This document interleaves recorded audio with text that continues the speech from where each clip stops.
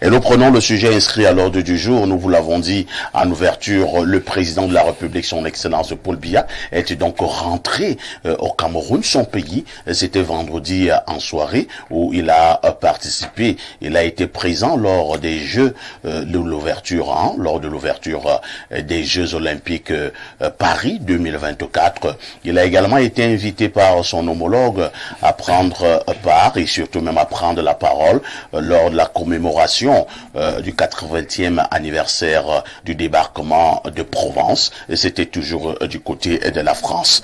Par la suite, le président de la République, son Excellence Paul Biya, a donc retrouvé son pays. Nous l'avons dit, c'était vendredi. Mais au moment, Roger, où le président Paul Biya était du côté de l'Europe, plus précisément en France, il y a eu beaucoup de dossiers au Cameroun, plusieurs dossiers qui attendent le président de la République, son Excellence Paul Biya.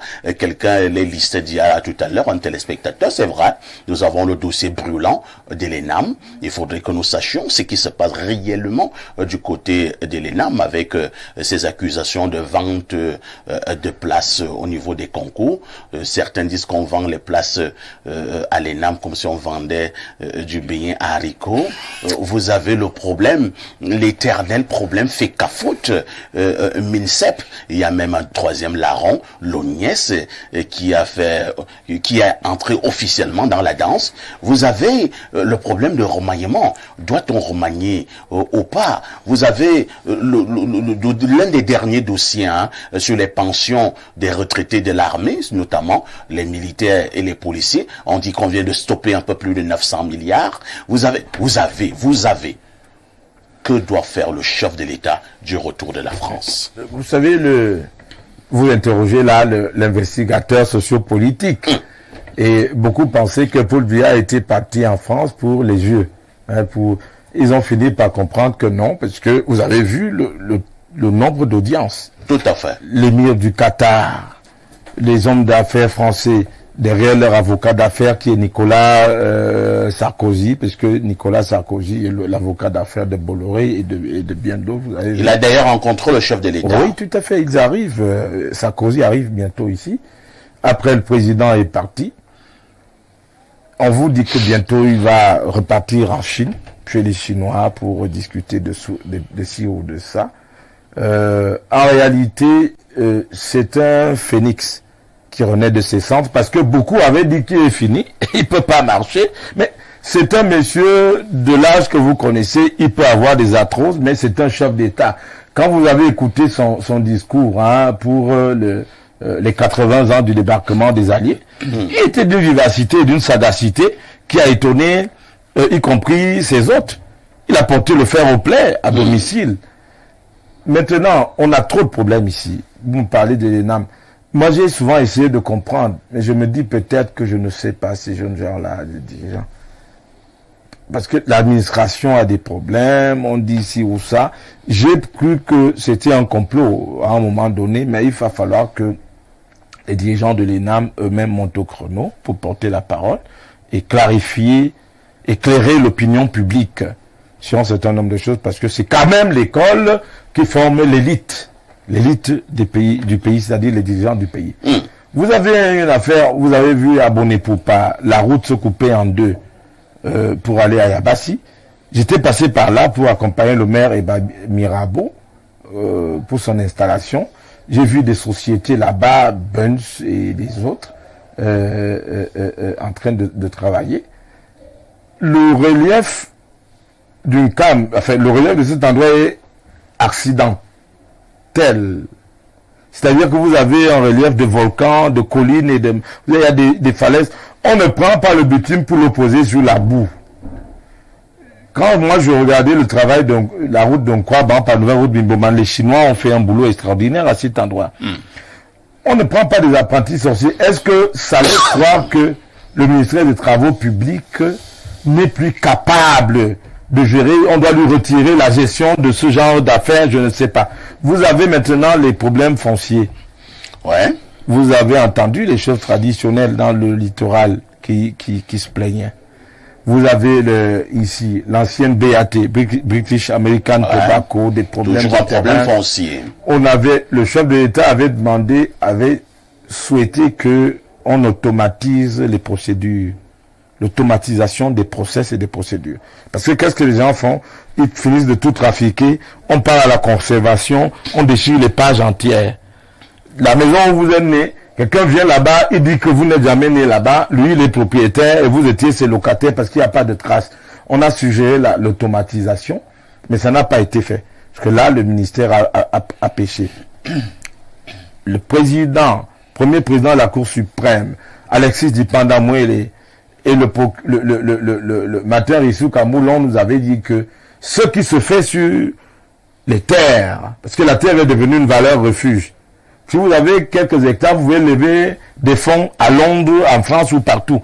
C'est l'accaparement des terres. Ça va nous conduire dans une guerre de la terre, comme au Zimbabwe ou en Afrique du Sud. On ne peut pas laisser une petite minorité prendre. Vous avez des gens qui prennent toutes les terres, 400 titres fonciers, 200 titres fonciers. Ce sont des problèmes sérieux. L'armée, et je disais l'autre jour dans un forum à quelqu'un que, franchement, si vous avez parmi les corps de l'administration au Cameroun, les militaires sont les plus choyés, les plus pouponnés, ils ont toutes des primes. Si, c'est-à-dire, allez voir, hein, un gars qui sort de l'école de médecine, ou bien de l'école normale, ne cire pas les chaussures d'un militaire. C'est-à-dire qu'ils ont plein d'avantages. Nous vivons ici, nous le savons. Les militaires, en dehors d'autres choses, parce qu'on est dans la logique que tout le monde sait, ne peuvent même pas se plaindre pour revendiquer quelque chose, surtout des retraités qui avaient déjà joui d'un certain nombre de choses. On est à la croisée des chemins, tout est fait pour mettre la pression. Comme le président, je voulais parler du Phénix tout à l'heure, il a fait le vide parce que c'était un homme des monastères. Il peut être là, il vous dit qu'il n'est pas là, on a cru qu'il était fini. Il avait dit ici à François Hollande, au président Macron, que le moment venu, il verra s'il rentre au village ou s'il ne rentre pas. Quand il a parlé l'autre jour, la vivacité, son cerveau qui fonctionne à fond, a laissé entendre à ces gens-là que je ne pars pas au village. Maintenant, on va vous créer toutes sortes de choses. Moi, je pense aussi que il est presque temps. Vous avez parlé du remaniement. Il est presque temps de faire un peu le ménage, de maîtriser le pays. Maintenant, les grands dossiers sont économiques.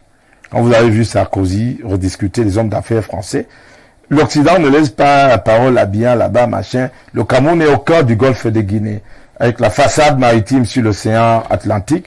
Nous venons d'exporter nos premières tonnes de fer. Le président avait dit qu'on va se lancer dans l'exploitation des mines dures. Nous sommes en train de devenir le premier pays de la zone CEMAC à blanchir l'or, à laver l'or, si vous voulez. On lave l'or, etc. Nous sommes plus attractifs que jamais. C'est l'or-là dont on vous parle, c'est plus de 500 milliards que ça représente. Avec l'ouverture sur la zone de libre-échange économique en Tunisie, nous sommes parmi les 7 pays africains qui animent cet endroit. Bagatangana, vous l'a dit monsieur le ministre, nous vendons maintenant le kilogramme de cacao à 6 000. Tout à fait. Alors qu'en Côte d'Ivoire, on vacille vers 1 000 ou 2 000. Allez voir au marché de la zone de libre-échange, nous vendons là-bas le cacao, le café, nous sommes déjà là-bas avec le fer, bientôt l'or. Le Cameroun est en plein dans sa transformation et je pense que le président qui est venu, on ne peut pas aller vers la mutation économique sans faire le ménage. Parce que les gens qui accompagnent le président, de mon avis en tant que journaliste politique, semblent ne pas maîtriser, très bien, comprendre ou être à même d'implémenter la vision. Regardez l'âge de quelqu'un qui a 92 ans continue à aller marcher pour chercher des partenaires, pour chercher l'argent. Et pendant ce temps, vous êtes ici, vous dilapidez 39 milliards pour les quelques kilomètres abonnés pour aller parce que la route là, c'est une boucle. Hein. Vous partez, et ces euros se cassent comme des galettes. Vous partez de Nitoukou, vous arrivez à Yabassi, vous montez à Douala, vous allez à Bafang. C'est toute une boucle pour désenclaver le Cameroun et impulser les échanges économiques. Mais vous avez l'impression que ceux qui maîtrisent les affaires, ceux à qui on a donné ça, rament à contre-courant de la vision et de la philosophie du vieux président qui, à son âge, continue d'aller mendier de l'argent pour le bien-être des Camerounais. Merci Roger pour ce tour d'horizon que vous venez de faire avec brio.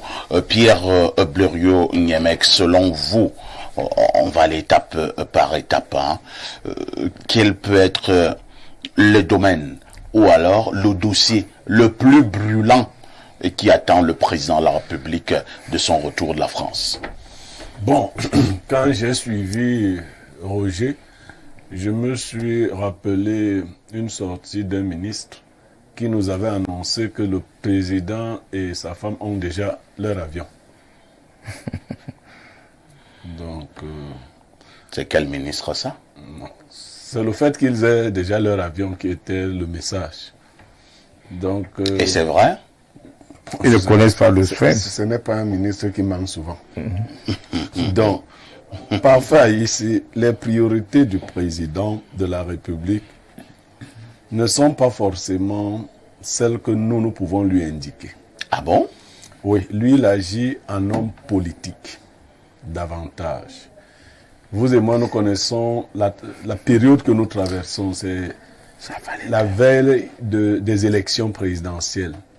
Les seuls qui sont sûrs de se tenir en 2025, pour le moment. J'approuve l'analyse sur le physique de M. Paul Biya, parfait. J'ai vu quelqu'un qui m'a donné l'impression d'avoir été particulièrement requinqué. Même si ce n'est pas ce que je devrais souhaiter, que de temps en temps j'ai l'impression que le président est requinqué. Mais soit. Il a une bonne maîtrise de la politique extérieure. Et je crois... Il a démontré. Hein. Il a démontré. J'ai vu le grand président Sarkozy échangeant comme un genou tout à côté du président Paul Biya. Ce n'était plus... Mais on a quand même eu l'impression, Bleriot, que le Sarkozy qui vient de discuter avec le président Paul Biya en France était un Sarkozy un peu plus poli, moins arrogant. Oui, mais c'est ce que je m'apprêtais à dire. Ce n'était plus ces grands airs. Mais il n'est plus chef d'État. Ça peut se comprendre. Donc quand on est chef d'État, on est impoli.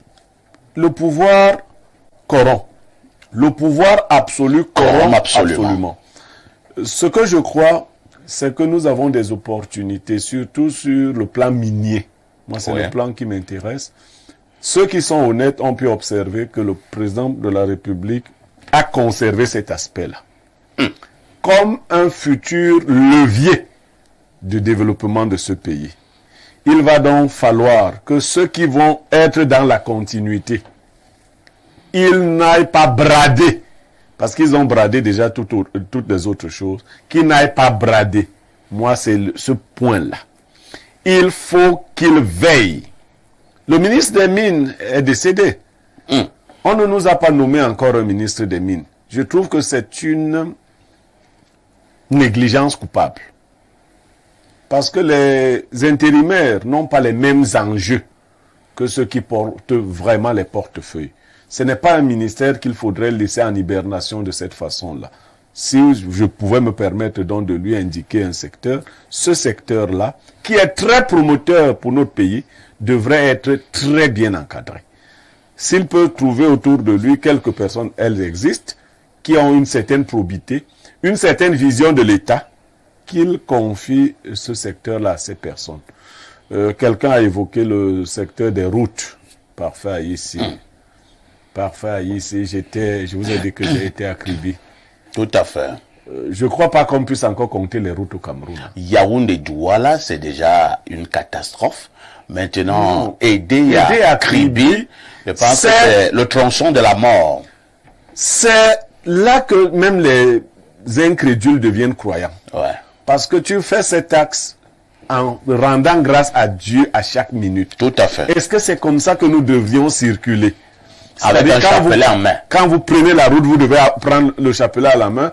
Ou bien si vous avez des passagers, tout le monde commence à chanter les morceaux religieux. Par la foi, nous marcherons. Non. Non. Une route ne devrait pas être aussi mortifère. Nos routes font peur, monsieur le chef de l'État. nos routes font peur. Voilà un dossier que le chef de l'État doit prendre. Non, si quelqu'un m'appelle là pour me dire que bon, je sais même, c'est pas, peut-être parce qu'ils ont des gros cylindrés avec des roues, des pneus, je sais pas comment. Mais même vos pneus là, nos routes sont accidentogènes. Elles font peur. Elles ne sont pas électrifiées. C'est-à-dire que quand vous conduisez sur les grandes routes camerounaises, au Cameroun, vous êtes dans le noir. C'est carrément de la sorcellerie. Pour moi qui suis par exemple malvoyant, parfait, c'est une épreuve. Vous ne pouvez pas imaginer. Ce que j'ai subi encore hier, je me suis demandé vraiment si ces gens circulent sur ces routes, et si c'est sur ces routes qu'ils viennent nous rencontrer et nous poser des problèmes électoraux et autres. Non, le problème des routes est grave. Je chute par un dernier problème. J'ai entendu parler de l'affaire des APEE. Nous avons souvent évoqué cette affaire-là ici sous plusieurs coutures. Je crois qu'il faut que le président donne des instructions à la dame qui gère ce ministère. Madame Nalova. Pour clarifier cette problématique. Les parents nous appellent de toutes parts. Qu'est-ce qu'il y a dans les APE? Il y a même des établissements qui sont à 50 000 francs d'APE. On ne comprend plus rien. On a dit que c'était l'éducation primaire gratuite, que le lycée... Nous n'avons pas payé le lycée. Faut dire vrai. Je crois que les deux frais que j'avais là, c'était 2500. Il y avait un truc là de 2500, un autre truc de 2500. Et à cette époque, moi, ma maman était institutrice. Elle gagnait à cette époque plus de 200 000 francs. À cette époque, quand j'étais... Bon, aujourd'hui... Mais pire encore, Niamey, on vous dit qu'il faut payer ces frais-là chez Express Union, voilà. chez tel. Non, il faut même pas... Voilà alors le business, c'est des organisations, parce que pour payer, ça engage des frais, ça engage des... Vous vous rendez compte en réalité, on est en train de créer le business autour de l'école, qui est une mission de service public, une mission régalienne de l'État. Près de 35 ans aujourd'hui, Oui. le niveau de vie, le coût de la vie a été multiplié au moins par 7. Mais les revenus se sont amenuisés. Je dis que c'est par la magie que les parents d'aujourd'hui s'en sortent. Merci bien. Vous comprenez? Pierre Bleriot, vous avez parlé des lycées là tout à l'heure. Et si on parle de lycée, on peut aussi parler de CES. Je pense que c'était vraiment des établissements publics, mais à caractère social.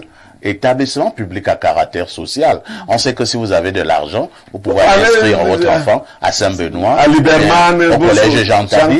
Mais le lycée était pour les pauvres. C'est-à-dire que vous payez maximum, frais d'examen confondus, hein, maximum 20 000 francs. Maximum. Mais maintenant, vous êtes en classe première ou terminale, vous êtes dans l'ordre de 60 000, 70 000. C'est-à-dire que vous êtes vers 100 000. Vers 100 000. Mais c'est une pension qui ne dit pas son nom. Oui, bien sûr. Donc au lycée, c'est déjà une pension qui ne dit pas son nom. Et combien de parents dans ce pays, Alain Douk, peuvent payer 100 000 francs pour que son enfant aille à l'école? Est-ce que ce n'est pas aussi un dossier qui devrait attirer l'attention du chef de l'État? Et si ça attire l'attention du chef de l'État, le chef de l'État peut donner un certain nombre d'instructions à Madame le ministre des Enseignements secondaires. Sous le critère de la temporalité, c'est un dossier chaud. Nous sommes à la lisière d'une Tout rentrée à fait. scolaire. Il faut traiter ce genre de dossier. En réalité, lorsqu'on regarde notre pays, l'écosystème est celui des dossiers. On n'a que ça, on est submergé de dossiers. On nage dans les dossiers à un tel point qu'on se dit, on fait comment pour sortir la tête de l'eau? Il n'y a que ça. C'est le pays des dossiers. Lui-même, dans son, s'il faut faire l'économie de son message à la nation du 31 décembre de l'année passée, il dresse quelque peu. En somme, ce qu'on a comme dossier prioritaire à traiter, et on va les lui rappeler, le projet d'approvisionnement en eau, d'adduction en eau de la ville de Yaoundé et de sa périphérie. Le projet Pipis. Est-ce que c'est consommé? Il y a sa résurgence. Apparemment, c'est consommé. On nous a dit que c'est consommé, mais allez ouvrir les robinets. Est-ce que, en termes de qualité, c'est le genre d'eau qu'on doit avoir? Est-ce qu'effectivement, si on fait une enquête dans tous les quartiers, tout le monde est approvisionné? Je suis sûr que la réponse est non. Maintenant, il y a sa résurgence du côté de Douala. Est-ce que ça va le faire? Maintenant, il y a déjà plusieurs dossiers qui ont été élevés. Je vais éviter un maximum de revenir sur ceux qui ont été évoqués. Il y a le problème des grands conseils supérieurs et nationaux que préside le président de la République lui-même. Est-ce que vraiment avec son retour, puisque tout le monde dit qu'il est requinqué, on est d'accord là-dessus, j'aimerais donc qu'il préside un certain nombre de ces conseils. Le Conseil supérieur de la magistrature, le Conseil national de la sécurité, etc. Il y a plein de conseils comme ça. Est-ce que le président de la République va mettre de l'ordre dans cet écosystème des conseils supérieurs et des conseils nationaux? Il va le faire? Est-ce qu'il va tenir enfin un conseil des ministres formel? Il y a beaucoup de questions qu'on se pose. Maintenant, il y a la question des infrastructures. Oh là là! J'étais étonné de savoir que jusqu'à présent, laissons le problème de l'infrastructure routière budgétivore Douala-Yaoundé, revenons même simplement ici dans la proximité, l'autoroute qui doit faire la jonction entre l'aéroport de Simalène et Yaoundé, ce n'est pas fait, les amis, ce n'est pas fait jusqu'à présent, ce n'est pas livré. C'est incroyable quand même, quand il faut considérer ici le nombre d'années qu'on passe sur de tels projets. Donc, je dis, nous sommes le pays des dossiers. On ne sait plus quoi en faire. Est-ce qu'il va s'en sortir au regard de l'âge, au regard d'un certain nombre de critères? Est-ce que vraiment ça va le faire? Bien. Maintenant, il y a parlons-en, puisque c'est l'actualité qui le veut. Vous savez que le football a toujours contribué d'une manière ou d'une autre au rayonnement de ce pays. Le président de la République en est fier à divers niveaux. Mais on sait que l'écosystème footballistique connaît nombre de problèmes. Voilà, c'est le cas. Il rentre comme ça et il est pris de plein fouet par un problème justement dans l'écosystème footballistique. Entre trois entités là qui ne savent pas. Un problème en réalité banal. On discute de la tenue du lieu de match. Un problème banal. C'est banal. Attends, Alain Dou, même au Bangladesh, est-ce qu'ils sont ce genre de conflit?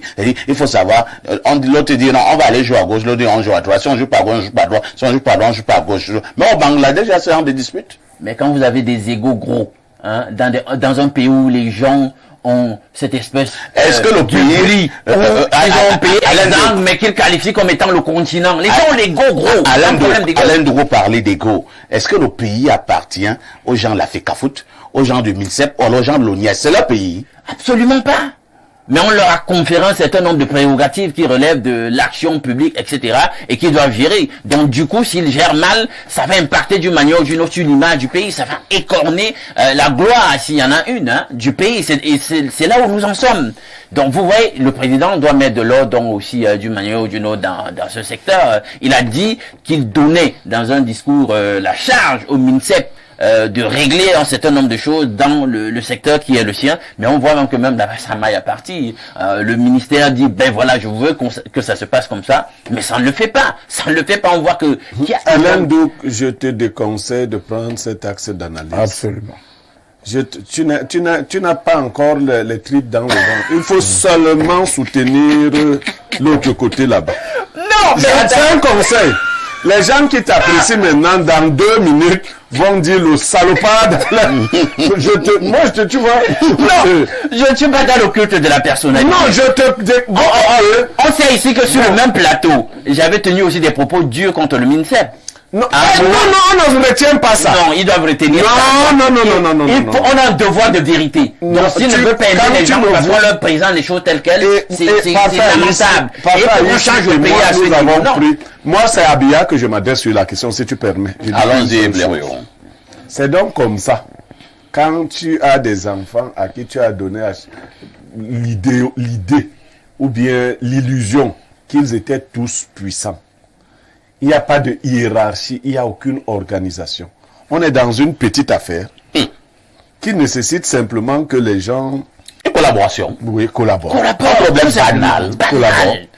Et au lieu de collaborer, chacun est en train de nous montrer donc à quel point il n'y a aucune cohésion dans quoi que ce soit. Oui. C'est des chamailleries d'enfants. C'est des situations ridicules. Quand je le dis, c'est de part et d'autre. Oui. De part et d'autre, c'est ridicule. Parce qu'on pouvait nous faire l'économie de tout ce que je vois là comme petite manigance, comme petit jeu. On pouvait prendre de la hauteur. Je refuse désormais d'entrer dans ce sujet parce qu'il est devenu si clivant que les gens refusent de raisonner. Très bien. Il y a même un monsieur qui m'a envoyé un message hier. Il m'a dit que s'il était au Cameroun, il allait correctement me bastonner. Ah bon? Bon, on doit causer en journée parce que je voudrais savoir s'il n'a pas un représentant. Parfait, parfait. On ne va pas s'en sortir parce que c'est grave. Ou bien qu'ils me disent quand est-ce qu'il revient. Alors, Roger, c'est pour cela que nous prenons le dossier, le grand dossier football, oui. qui attend le président Paul Biya. En réalité, c'est rien du tout. C'est pas important. Vous avez bien vu que ce soit quand le président est rentré l'autre jour, c'est pas ça. Vous avez vu qu'il n'y a pas trop de ministres à l'aéroport. Vous comprenez? Il disait tout à l'heure qu'on va faire un conseil des ministres. Le conseil des ministres avait des gens méprisables qui ne comprennent même pas ce qu'on est en train de faire. On est dans la logique de la mutation. On est en train d'aller vers autre chose. Et effectivement, Niemek a dit, chacun est un petit président de son petit territoire. Chacun, ils ne comprennent pas. Parce que la République, ça a une notion, hein, la gestion de la chose publique. C'est pas... Ce n'est pas la rue publique. On t'a pas donné quelque chose dans ta rue pour gérer. Il y a eu des gens qui ont dirigé ce pays, qui ont géré le football. Le label Lions on Intable découle de Tonien Borg-Félix. Il y a des gens qui ont laissé leurs marques, ils ont imprimé ces marques, ils les ont laissées. C'est pas ces petits... Le Cameroun sera grand. Et je vais vous dire, quand vous voyez ce que le président là, vous avez vu en France, tout le monde le regardait avec admiration. Il réexpliquait aux Blancs comment De Gaulle avait envoyé le capitaine Leclerc à Yaoundé pour ça. Donc, en fait, franchement, il faut savoir comprendre. Très bien. Nous sommes payés pour analyser. Le président, il a les clés en main. Il est maître de la situation. C'est le seul capable de nous faire basculer dans la prospérité et l'émergence. Ou de nous faire... Donc, en réalité, les individus, nous faisons le débat des petits individus qui n'incarnent même pas l'État. Ils ne sont même pas des hommes d'État. Ils ne sont même pas à la hauteur. Qu'est-ce que c'est? Un entraîneur de football est celui qui touche le gazon. Il dit, je joue ici, je ne joue pas ici. C'est l'entraîneur qui choisit là où il joue. C'est pas des individus à coup de tempête médiatique ou qui racontent des histoires. Est-ce que jouer c'est quoi? Parfait. Dis donc, moi j'ai pas encore même joué. Si c'est ça, tu viens c'est aussi important que ça. J'ai suivi ton analyse parfait, mais il y a quelque chose qui me touche. Est-ce que nous pouvons nous dépassionner et nous poser une question qui me semble logique? Laquelle? Kiek est l'entraîneur de l'équipe de Info TV Télévision. Oui. Parfait, Aïssi est le coordonnateur. Oui. Kiek dit, je me sens à l'aise avec mon équipe à tel endroit. Parfait dit, tu vas pas jouer là-bas. Je vais te montrer là où tu vas jouer. Quelle est la cohérence dans tout ça?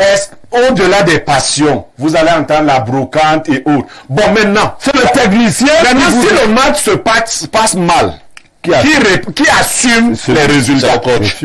Non, il paraît que ce n'est pas lui qui assume, puisqu'il a une brocante. Non, vraiment. Alors, il faut qu'on élève le niveau, hein. Il paraît que ce n'est pas lui qui assume. Lisons d'abord les messages, hein.